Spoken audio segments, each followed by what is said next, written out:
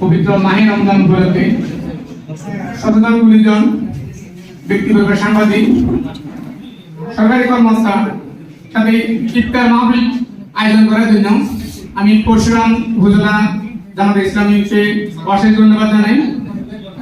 দীর্ঘ 17 বছর এমন কোনো পরিবেশ পান নাই এই সুন্দর পরিবেশ ইফতার মাহফিল করার জন্য। সুযোগটা পাওয়ার পর সাথে সাথে আপনারা প্রথম বছর এই সুযোগটা কাজে লাগাইছেন। আমি আমার ভূষণ প্রেস ক্লাবের পক্ষ থেকে আবার ধন্যবাদ জানাই।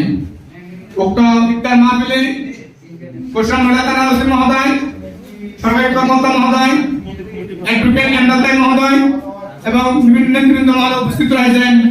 আমি তাদেরকে এই ইফতার মাহফিল উপস্থিত থেকে ইফতার মাহফিলকে সুন্দরমণ্ডিত করার জন্য যে সমর্থন দিয়েছেন আমি তাদের কৃতজ্ঞতা ঘোষণা করছি।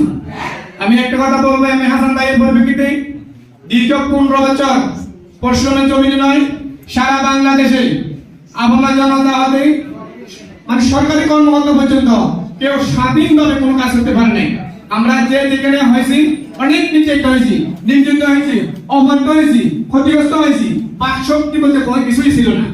আমরা এমন পর্যায়ে এসে পৌঁছেছি 5 আগস্ট জুলাই অভ্যুত্থান সাধারণ ছাত্র অংশগ্রহণের মাধ্যমে যে পরিস্থিতি সৃষ্টি হয়েছে, আমি শহীদদের প্রতি সমবেদনা এবং তাদের রুহের মাগফিরাত কামনা করছি। আর বেশি কথা বললাম না, একটি কথা বলবো, সেই কথাটি হলো আমরা যতদিন একতা থাকতে পারব না ততদিন পর্যন্ত আমাদের কপালে শান্তি জুটবে না।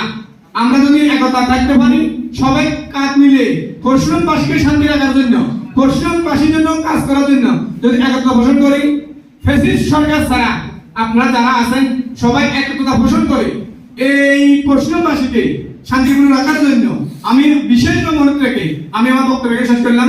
আসসালামু আলাইকুম ওয়া রাহমাতুল্লাহি ওয়া বারাকাতুহু।